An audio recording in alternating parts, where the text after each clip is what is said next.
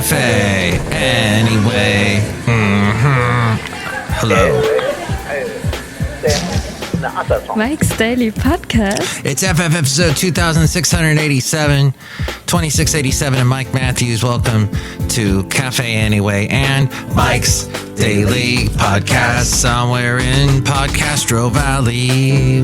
Well, I got the door fixed, and now the garage door won't be in the mix of my life anymore because it's fixed, and I closed the door, and now I can just dance around like I did before.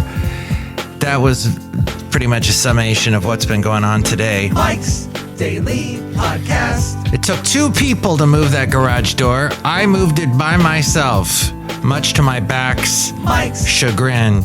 Daily Ouch. Podcast. I'm still paying for that. Yeah. Yes. Yeah. Café Anyway.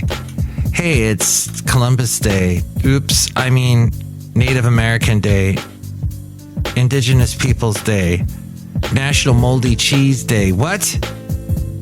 Yes, and it's Kick Butt Day, because you should at some point do that. And if you are in the... Nope. What? Leif Erikson Day, as well as... Wow, all the explorers. All the colonizers. Everybody's all thrown into one day. It's crazy. Along with moldy cheese. Why would you celebrate moldy cheese? I have to know the answer to that, which I'm going to tell you at this point. National Moldy Cheese Day. A cheesemonger is a person who specializes in cheese, butter, and other dairy products. They may take umbrage, yes, umbrage, at the ordinary person's offense of moldy cheese. Well, depending on the type of mold. Some cheese molds, red or brown tinged molds, for example, are offensive. The bacteria-contaminated moldy cheese should go in the garbage quickly, unless you think, for some reason, like my mom used to, that would... And here's today's podcast picture. That was essentially just penicillin, and you'd make yourself healthy by eating mold. That's how I grew up in that world. The podcast picture today is me and my lovely lady friend over there at Half Moon Bay, and she would also strongly disagree with my mom. She's like, yeah, mold. No, none of that. Thank you. I'd like my airways clean so I can breathe. The late great Basil the Boxer used to enjoy going to Half Moon Bay in this podcast picture. He would run around the beach all along there. And so we always remember him, take a moment to remember him while we are there. And all the little birds running by. That particular day, which was about 2 weeks ago, the waves were huge. You couldn't even really stand on the beach. We're up there on a bluff. That's how far away we had to stay from the water because the waves were so huge. But it says here, gray, blue, or green colored moldy cheese, I guess is better. Like a sommelier pairs the best wines with meals. A cheesemonger provides expert advice on artisanal cheeses for recipes, banquets. You will travel into the incredible universe. And sources for restaurants. Cheeses such as Maytag Blue, Rockford Blue, Camembert, Gorgonzola, Stilton are a few of the moldy reasons cheese lovers celebrate on this day. The fuzzy mold on a wheel of fresh brie is called cat's fur. This show is clean. It needs careful maintenance. Pretty much. So things don't go haywire and go from delicious to not good for you at all, not nutritious. I got through that. I got into it. And Gorgonzola cheese is made with 3 different kinds of mold spores. It's like a milder blue cheese, but Gorgonzola is creamier and earthier. Toss it with pasta and mushrooms for an outstanding meal. Also, it complements any cheese plate. Add apples and tart dried cranberries, they say. Woo! And invite people over for tasting. And come on over. We're having some cheese here at Café Anyway. You guys liking the cheese? Fabagoo Things to do.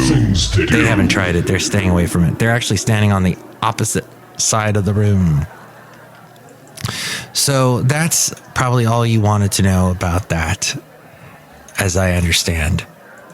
Let's see. But really, what's going on the 10th is what we want to know. It is National Cake Decorating Day. Not that easy to do, for me anyway. I don't think I've even ever made a cake, much less decorated one. I need the cake first to enjoy the decoration of it. National Walk to a Park Day. I have done that many times, including with the late great Basil the Boxer. And National Metric Day. Yes, all that time you spent learning metrics. Is it that important to know? Well, many parts of the world use metrics. We use metrics for some things. Public parks and green spaces are a community's backyard.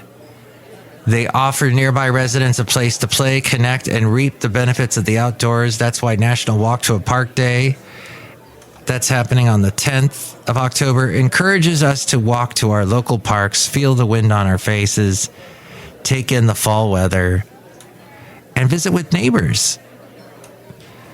And they help with public health. They provide a place to play, exercise, and commune with nature. Bands mutations. So apparently 100 million people, including 28 million kids, do not have access to a quality park within a 10-minute walk from their home. So this day was made to bring light to that and encourage your community to support more public parks and green spaces. Absolutely. I have lived in places with no close by parks, and there's something. I try and take advantage of the parks that are close by as much as possible. It is a gift. The Trust for Public Land launched the 10-minute walk campaign.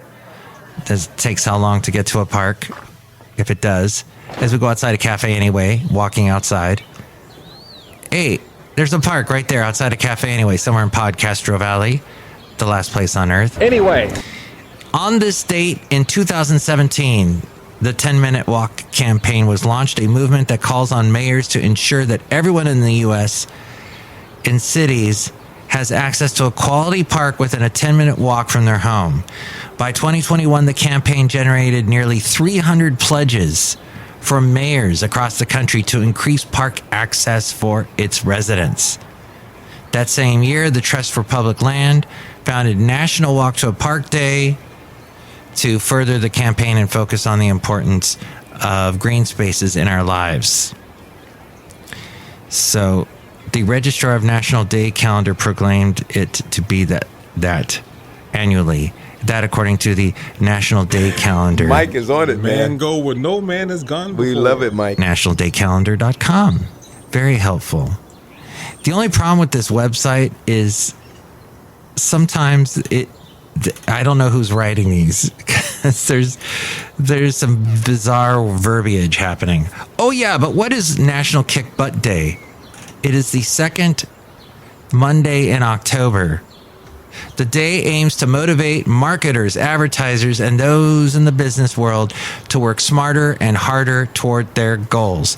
Actually, I was told to work smarter, not harder, while striving to outdo the competition. Be sure to also take stock of your achievements and how far you've come.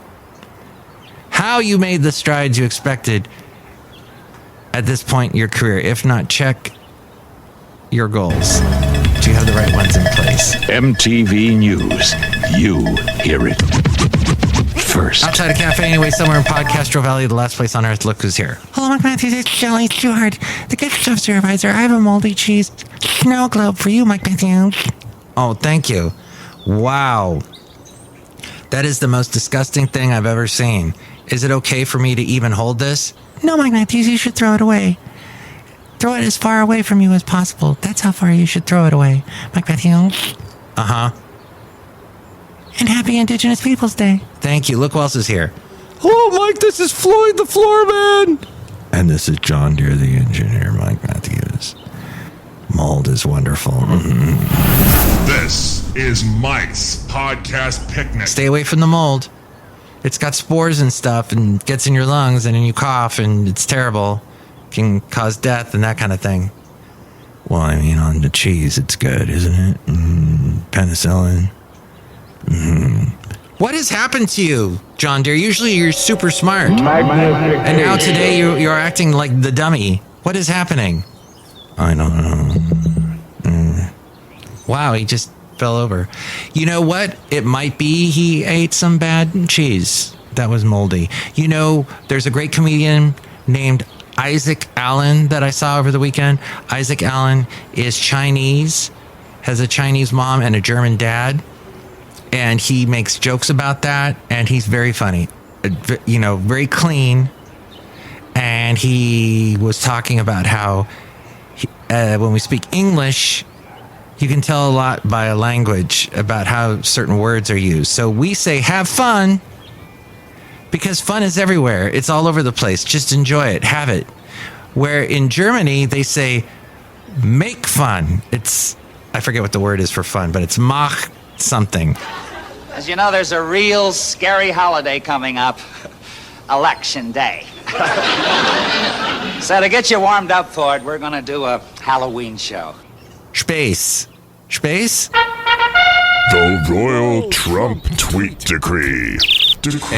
Macht Space, which means make fun. And then he was saying, oh, look at you trying to have fun. He's like doing the German accent. You're trying to have fun. No, but you need to make the fun. You need to grow it on a little tree. You can't just have fun. You have to make it. Germans are always so demanding, it seems, when people make fun of them and do the German accents. And you know what's funny is Germans love that. They love how we poke fun at them. So they have a good sense of humor about it. But it's true. It's an interesting thing. Also, you know what we call a pun? They call it a work word.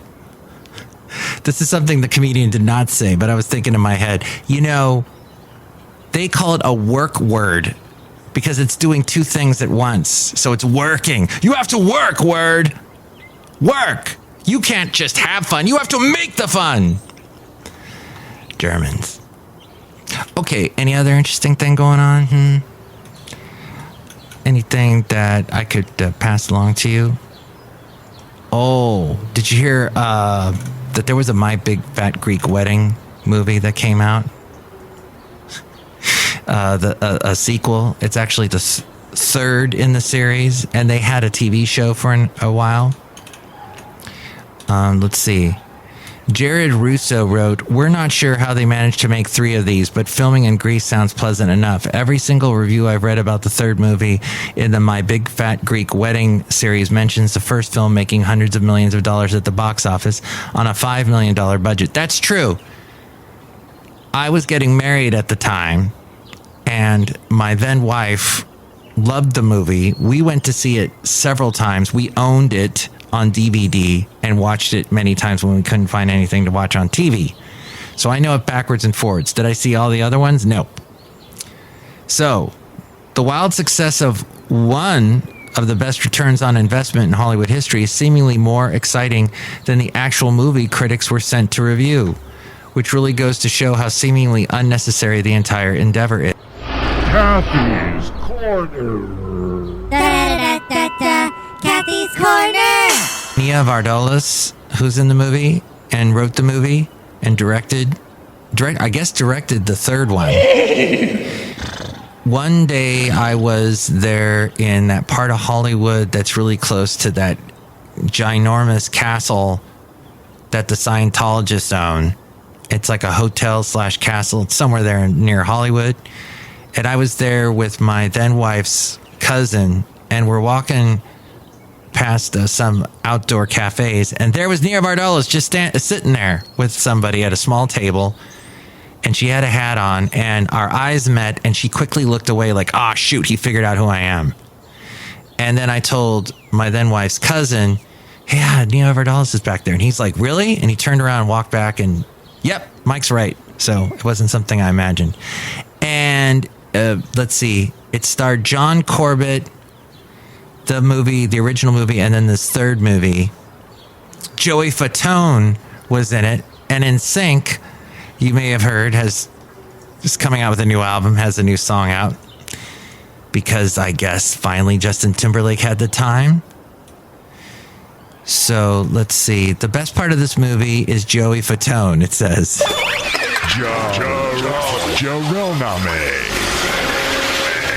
The character Joey plays. Yeah, that's everybody's named Nick in the Greek community, or Nicky. And then there's Gus, but I think Gus passed away. His guest manifests late in the picture and blessedly holds a tangible amount of pathos. Angelo is Joey. Huh? And Nikki, Gia Carides.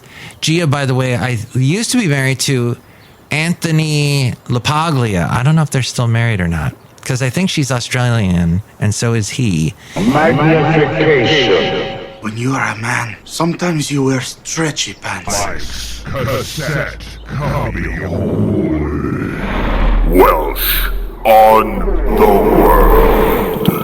And cinematographer Barry Peterson have an eye for beautiful imagery, whether capturing the frivolity of a spontaneous swim in the ocean or the magic of a traditional ceremony.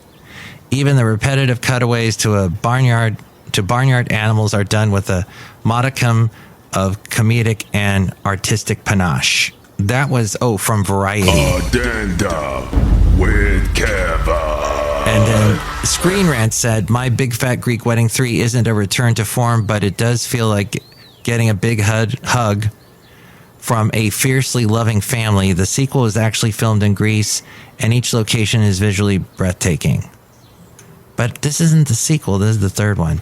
Well, in any case, it was in the theaters. I don't know if it's still there, but I probably will avoid it and avoid the going back in time to back when I was trapped in a continuous My Big Fat Greek Wedding loop.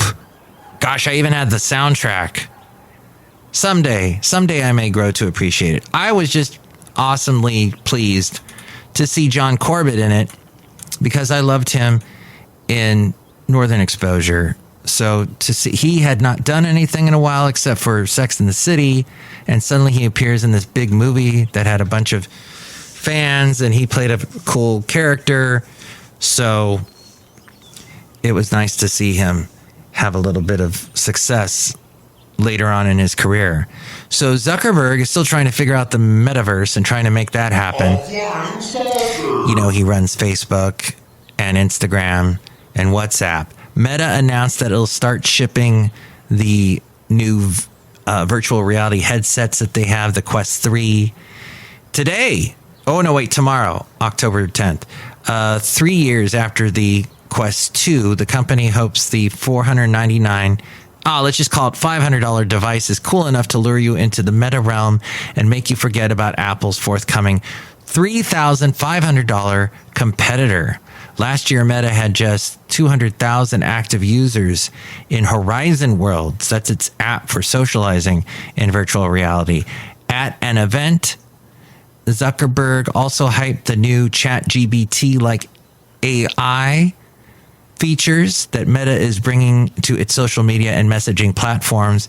These include digital sticker creations, imaging, editing. So you can create digital stickers, you can edit images, and then there's celebrity chatbots ranging from Jane Austen, who will talk to you. What does Jane Austen even sound like? British. To Snoop Dogg. Okay. Holding court with Lady Katie. Lady Katie.